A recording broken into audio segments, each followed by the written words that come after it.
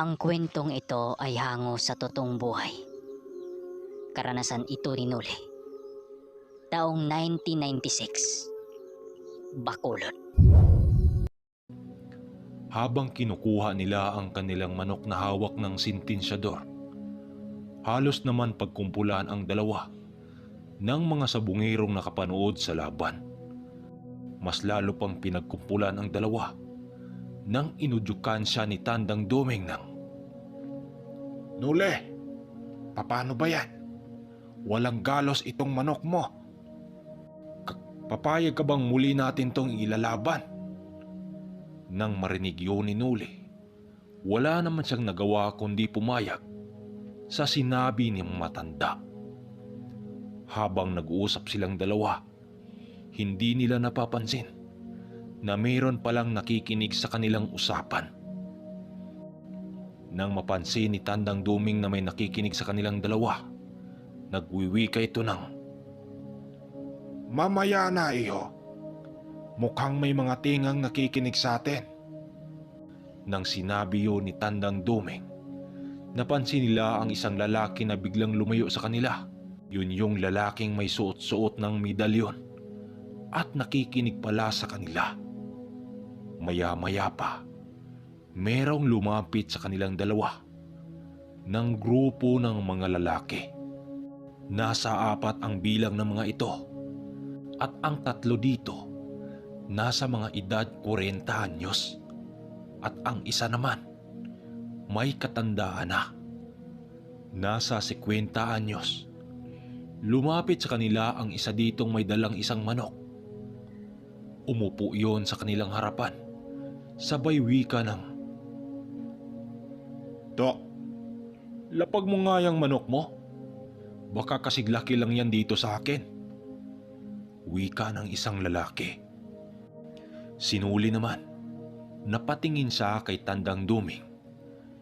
At nung tumango yun, umupo naman siya habang hinaharap ang 4 na kalalakihan. "Magkasing laki lang tong mga manok natin. Ba't hindi natin to paglalabanin? Maliitan lang. Total may panalo naman na kayo." Sumabat pa sa kanila ang isang lalaki na nakasuot ng sombrero ng, "Di, umayag talaga yan. Malakas yung mga manok nila eh." Wika nitong kampante sa kanila ni Tandang Duming. Akala kasi ng mga lalaking yon, ordinaryo ang inalok nila ng sabong. Nang pumayag naman si Tandang Duming, hindi kalaunan, umalis na muna ang mga lalaki para kabitan ng tari ang mga manok nito. Sila naman, minabuti nilang walang manood sa kanila habang magkakabit sila ng tari. Kaya tumungo pa sila sa kanilang pinagtaguan kanina habang kinakabitan ni Tandang Duming ang manok. Nagwiwika ito ng, "Di ko akalaing may mga antingiro din palang napadpad dito. Huwag kang pakampante, iho. Dahil nararamdaman ko ang kakayahan ng matanda nilang kasama." Itong sinuli naman, napapasagot tuloy siya dito ng, "Ho, paano kung masumpa tayo?" Ngumisi lang naman ang matanda habang sumasagot kay Noli ng, "Huwag kang mag-alala, Noli. Dahil ang karga nating dala, hindi masumpa-sumpa kapag tumapat na patay ang buwan." Dahil sa kanyang mga naririnig, pinili na lang niyang magtiwala sa matanda at manahimik na lang. Muling inilagay ni Tandang Duming ang kapirasong kahoy na kanilang ginagamit kanina. Makalipas lang ang ilang minuto, tapos na sila. Sakto namang nagkasabayan lang sila sa pagpasok ng ruwida ng kanilang makakalaban. Habang pumisto na sila sa sabungan, pasimple naman niyang kinalabit si Tandang Duming nang masipat nilang naghagis ng asin. Sa gitna ng ruwida ang isang matandang lalaki. Yun yung matandang kasama na kanilang makakalaban. Hindi pa yun nakontento. Muli pa yung naghagis ng mga bagay na palagay niya isa yung sanga ng kahoy na kung tawagin ay sinukuan. Nang masipat yun ni Tandang Duming, napawika yun ng, asin at sinukuan. Anong palagay nila sa manok natin? Demonyo? Hayaan mo lang yan, Nole. Parte yan ng kanilang tradisyon para mataboy ang malas. Pero mamaya, tingnan natin kung tatalabay ang mga pangontra nilang inilatag. Nang maghudyat na ang taga-karyo na bitawa na ang mga manok, dito pa nagulat si Nole nang sinadya pa ni Manong Duming nandun ihagis ang kanilang manok doon sa sinaboy ng matanda. Ayon pa kay Nole, sa bawat sapol ng dalawang panig, rinig niya ang mga tama ng manok sa kalaban, subalit magkaganon pa man, nanlaki pa ang mga mata ng kalaban nila nang masipat nilang halos mapadapa na lang ang manok ni Nole. Pero ang ipinagtataka dito, walang dugong tumulong. Ibig sabihin lang nun, wala yung sugat na nararamdaman. Sa katagalan pa ng pagbubuno ng dalawang manok, patawa-tawa na lang itong si Nole nang masipat nilang kumalas ang tari ng kalaban. Lumaban pa yon pero wala na yung nagawa hanggang sa nakaganti ang manok ni Nole nang siyang tumama sa liig ng tari nito sa kalaban. Binunot yon ng taga-karyo dahil tumarak ang bulag sa liig nito. Pagbunot dito, animoy nabulunan ang manok ng kalaban habang nangingisay. Habang ang matandang naghagis ng asin sa rueda, nanlilisik ang mga mata nito habang nakatingin sa kanilang dalawa. Dali-dali nilang kinuha ang pusta at kaagad nang lumabas sa sabungan. Habang bitbit nitong si Nole ang dalawang bihak, hindi naman maiwasang pagkumpulan silang dalawa ng mga sabungirong binatilyo at mga ibang sabungiro na nanggaling pa sa ibang mga lugar. Maraming nagtatanong sa kanilang dalawa kung taga saan sila, sino ang mga pangalan nila, nang siyang sinabi naman nila ng totoo para naman hindi na yon paulit-ulit na magbubuntot sa kanilang dalawa. Habang tumatagay silang dalawa ng tuba doon sa ilalim ng puno ng bangalanga, kanina pa nilang napapansin ang isang lalaking nakatitig sa kanilang dalawa habang may hawak itong isang manok na sa tingin nila ay hindi pa yon nailalaban. Maya-maya pa, hindi na yon nakatiis at lumapit rin sa kanila ng katagalan. Umupo yon sa isang bangko na gawa sa kawayan sa kanilang harapan habang pasimpleng nagtatanong ng, malapit lang ba ang bahay niyo dito, Noy? Dahil sa mga sinabi nito, napasagot naman dito sila Nole ng, hindi bay, malayo ang bahay namin dito sa bundok. Dahil sa kanyang mga sinasabi, tumitig lang naman ang lalaking kasing edad lang ni Nole at tumango yun. Maya-maya pa, nagwiwika si Manong Duming dito ng, ilalaban mo ba yung tandang mo, Noy? Mukhang mistiso naman yan. Maganda yung ilaban sa kapwa mistiso. Ngumiti lang naman ang lalaki habang sumasagot sa kanila ng, hindi na po. Katunayan nga niyan nabihag na yung dalawa nitong kasama. Minalas wika ng lalaki. Sa kanilang pakipag-usap ng lalaking yon, doon nila nalalaman na masasabi mo talagang may kaya ang mga magulang ng lalaking yon. Dahil sinabi nitong meron yung 100 pirasong mga tandang na inalagaan. Gulat na gulat silang dalawa dahil papanong nakakaya ng lalaking yon na alagaan ang ganong karaming manok. Hindi pa sila kumbinsido sa mga sinasabi nito kung kaya't nag-aalok ang lalaki na isama sila sa bahay nito. Dahil daw may handaan sila doon sa kanilang lugar. Fiesta kasi. Kung kaya't sumama silang dalawa sa lalaking bago nilang nakilala. Dahil malapit lang din naman doon sa sabungan ang bahay nito. Nagpakilala sa kanila ang dalawa. Ang lalaki niyon sa pangalang Umar. Pagdating nilang dalawa sa bahay nito, doon nila nasipat ang bahay nitong masasabi mong galante. Sa paligid nito, nakapaikot ang mga manok na sobrang dami. Napakadaming bisita ng bahay ni Umar. Ang iba dito kumakain. Yung iba naman, nag-iinuman yon sa labas ng bahay nito. At sa parteng gilid naman ng bahay nito, mayroong mga kabataang may mga hawak ng manok at nag-i-sparring yun doon. Dahil medyo nahiyang sumunod ang dalawa, pinili nilang lumihis ng daan papunta sa mga batang nagsasabong. Kung kaya't ang nangyari, nagulat si Umar nang masipat niyang walang nakasunod sa kanya. Manong Doming, ang daming mga tao dito, nakakaya naman. Tingnan mo, pinagtinginan tayo. Nakabihis pambukid lang kasi silang dalawa at purong nakayapak pa. Dahil sa kanilang lugar, hindi nauuso ang tsinilas. Kaya naman hindi maiwasang pagtinginan silang dalawa ng ilang mga tao roon. Maya-maya pa, mayroong tumawag sa kanilang dalawa. Paglingon nilang dalawa, si Umar pala yun. Oy pre, Manoy! Kumain na muna kayong dalawa sa handaan. Wika nito sa kanilang dalawa. Kung kaya't sumunod na lang sila dito para hindi na yon magtatawag pa.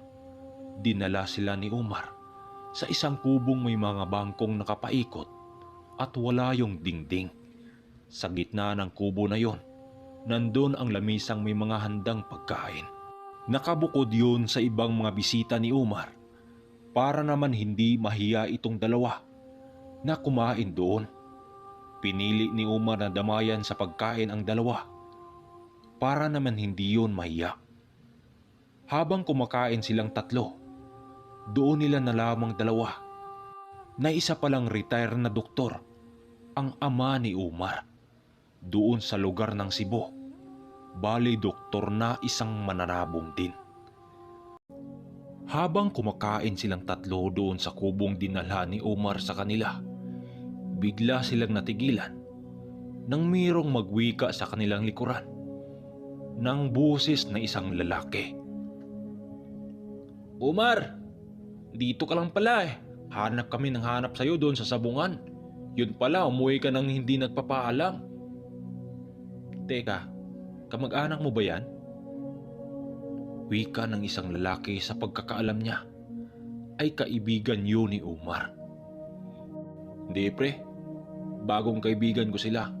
Kapwa natin mananabong din. Sagot naman dito ni Umar. Habang silang dalawa ni Tandang Doming, pinili na lang nilang binati ang kaibigan nitong si Umar. Kain ho tayo, Noy. Inimbita kasi kami nitong si Umar dahil may handaan daw dito. Hindi na rin kami nakakatanggi. Paliwanag naman dito ni Manong Duming. Habang itong sinuli naman, halos mahihiya pa itong kumakain. Pagkatapos nilang kumain, inaya pa silang uminom ng alak nang siyang tinatanggihan naman nilang dalawa. Mag-aalas 3 na kasi ng hapon at maglalakbay pa sila patungo sa kabundukan. Hindi naman sila pinilit nitong si Umar dahil naintindihan din naman ito na malayo nga ang kanilang lakarin. Kaya't pinili na lang nilang mag-usap kasama na dito ang kaibigan ni Umar.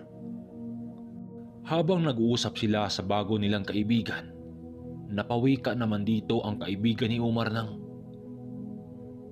Manong, ano ho yung nasa loob ng sako nyo? Medyo may dugo kasi. Wika ng lalaki.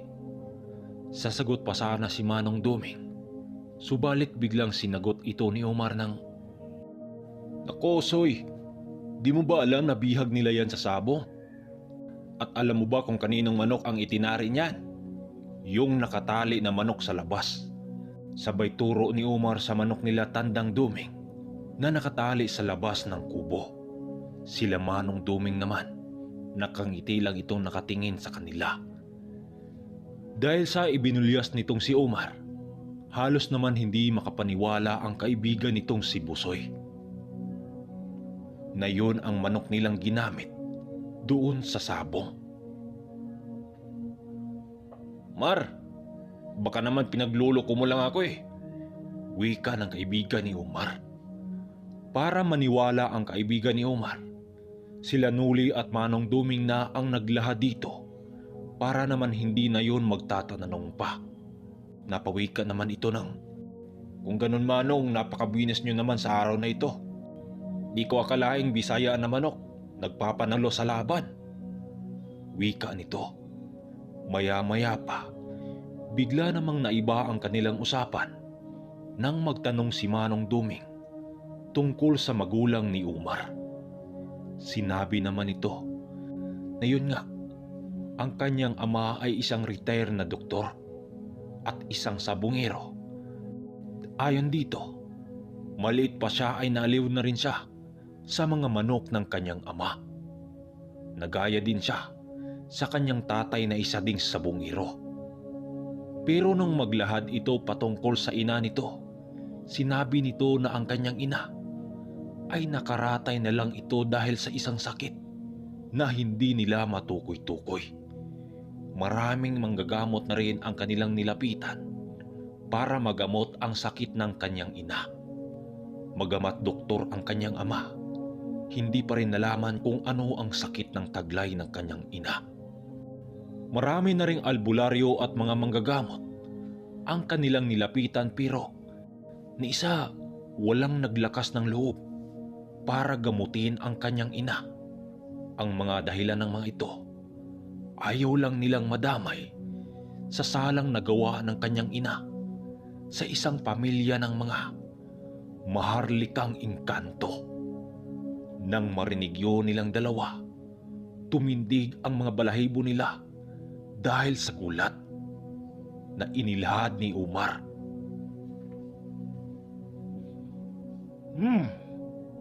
Maharlika ng mga engkanto. Hindi nga basta-basta ang lahi na yan. Dahil yan ang pinakamalakas na uri ng engkanto. Hayaan mo, kakausapin ko ang ama mo. Baka meron akong maitulong sa problema nyo. Nang marinig yun ni Umar, baka sa pagmumukha nito ang labis na gulat. Maya-maya pa, nagpaalam sa kanila si Umar na pumasok na muna siya sa loob ng kanilang bahay. Maya-maya pa, nasipat nila itong si Umar na lumabas ng kanilang bahay na may kasama-kasamang isang lalaki, may katandaan na. Paglapit nito sa kanilang dalawa, nagwiwika ito ng, "Ito ho Manong, papa ko. Pa, mga kaibigan ko po." Wika naman ni Umar sa kanyang ama. Magandang hapon sa iyo, Ginoo. Kayo pala ang ama ni Umar. Oo nga, magandang hapon naman sa inyo Manoy. Umar, pinakain mo na ba sila? Wika ng kanyang ama. Oo tay, kanina pa nga kaming nag-uusap niyan eh. Nakilala ko sila doon sa sabungan tay dahil nakita kong napakabagsik ng panabong ng maglulong ito. Wika naman ni Umar dito. Mga sabungero din pala kayo. Manoy, ako nga pala si Mindo, isang sabungero dito sa aming bayan. Wika ng ama ni Umar. Dahil nga puro silang sabungero, kung kaya't mabilis lang silang magkasundo. Maraming usapin ang kanilang tinalakay noon hanggang sa dumating ang kanilang paksa patungkol sa kalagayan ng ina ni Umar. Ayon sa ama ni Umar, dumating na lang daw ang isang umaga na hindi na makatayo ang asawa nito at hindi na rin makapagsalita. Kung hindi mo mamasamain mundo, maaari ko bang masilayan ang kalagayan ng iyong asawa? Wika dito ni Manong Duming. Dahil sa kanyang mga sinasabi, kaya't dinala sila sa loob ng bahay nito kung saan nakita nila ang kalunos-lunos na kalagayan ng ina ni Umar. Halos butot balat na ang buong katawan nito habang nakaratay na lang sa isang malaking wheelchair na tulak-tulak. Magamat hindi nakapagsalita ang asawa nito, subalit batid ni Manong Duming na may gustong sabihin sa kanila ang asawa nitong naghihirap. Nang hawakan ni Manong Duming ang pulso ng ina ni Umar, biglang napausal itong si Manong Duming nang maramdaman ito ang presensya ng isang maharlikang engkanto. Nang maramdaman yon ni Manong Duming, nagwika ito sa ama ni Umar ng, "Mundo, matagal na pala itong sakit ng asawa mo at nararamdaman ko na malapit nang kunin ang kaluluwa ng asawa mo ng hari ng mga engkanto dahil sa kasalanan ng asawa mo." Nang marinig yun ng ama ni Umar, animoy sinakluban yun ng langit at lupa at lumuhod sa harapan ni Manong Duming na nagmamakawa na tulungan sila kung meron man silang maitulong. "Mondo, huwag kang mag-alala. Gagamutin ko yung asawa mo hanggat sa aking kakayahan. Magtiwala ka lang, Mondo, sa Panginoon. Babalik na muna kami sa bundok para kunin ko ang mga gamit ko. Huwag kang mag-alala. Babalik din kami dito sa lugar nyo makalipas ang 3 araw." Wika dito ni Manong Duming. Labis naman ang pagpasalamat ng ama ni Umar kay Manong Duming. Bago sila umuwi, pinabaunan sila ng maraming pagkain ng ama ni Umar bago sila akyat ng bundok. Makalipas lang ang ilang oras, kasagsaga na silang umakyat ng bundok habang binagtas nila ang daan papuntang bundok. Napatanong naman itong sinuli kay Manong Duming ng, Manong, di ko alam na isa pala kayong manggagamot. Kung di tayo napadpad sa lugar na yon, wala talaga akong alam na isa pala kayong manggagamot." Wika naman ni Noli kay Manong Duming. Bago sila tuluyang mapadpad sa kubo ni Noli, napagdesisyonan nitong si Noli na dumaan na muna sa bahay ng kanyang mga magulang para maibigay ang ilang dala nilang pagkain. Pagdating nila sa bakuran ng mga magulang ni Noli, napangiti naman siya ng bahagya nang marinig niya ang kanyang mga kapatid na nag-ingay na kumakain. Saktong naghapunan kasi ang kanyang mga magulang nang nakarating sila sa bahay ng mga ito. Nagwika dito si Manong Duming ng, "Dito na pala nakatira ang mga magulang mo." Wika naman ni Manong Duming. Paglapit nila sa entradang pinto ng bahay ng kanyang mga magulang, kinatok niya ito habang nagwiwika ng, "Tay! Nay! Sinuli ito, anak nyo!" Nang marinig yun ng kanyang mga magulang sa loob, kaagad naman silang pinagbuksan ng pinto at dali-daling sinalubong itong sinuli ng kanyang mga kapatid at kanyang ina. "Oh, Noli, ikaw pala. Mabutit nakadalaw ka dito, Noli. Matagal ka na rin naming hindi nakikita simula nang umalis ka sa pamamahay na ito." Wika ng kanyang inang umiiyak.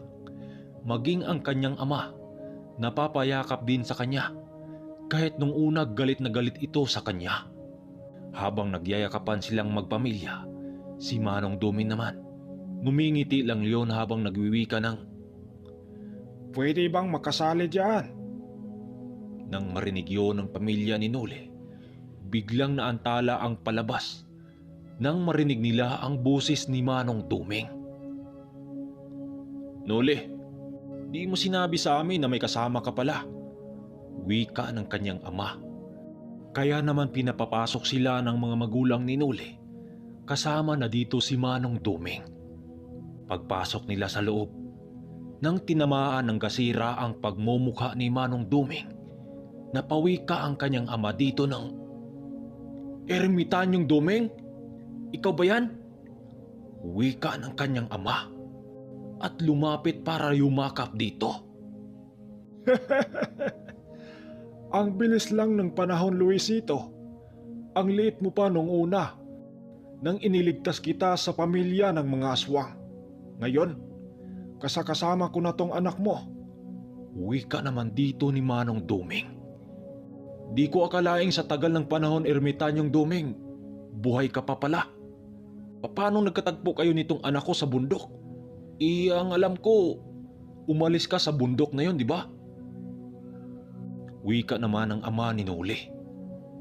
Nakita ko sa lumang kubo ng ama mong si Apolonio ang batang ito. Teka, ba't pinili ng batang itong manirahan sa bundok na mag-isa? Sagot naman dito ni Manong Duming. Dahil sa usapan ng dalawa,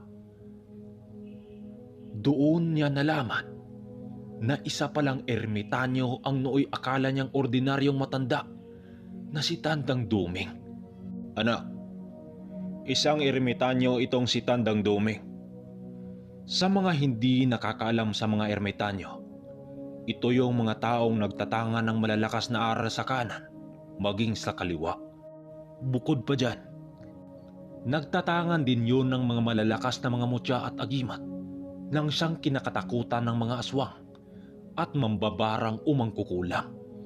Maging mga dibinong diwata at mga engkantong itim, pinapaluhod lang ng mga ermitanyo nang walang kahirap-hirap. Halos madigas sa gulat itong sinuli ng mga inilahad ng kanyang ama patungkol kay ermitanyong Duming. So dito na muna tayo kasi ang ingay talaga sa labas, guys. Mayroong araw man o gabi mayroong nagpaparte. Kaya nahihirapan ako mag-record kasi delikado kasi sa YouTube kung copyright tayo, hindi patay yung channel natin. So di ko akalaing isa palang ermitanyo itong si Tandang Duming, no? So sa mga nagre-react dyan, kasi naririnig ko sa ibang mga viewers ko dito, ayaw nila ng sabong na may halong aswang. Kasi iwan ko ba, ba't nila ayaw nila yung sabong na series natin tapos may halong aswang na pangyayari.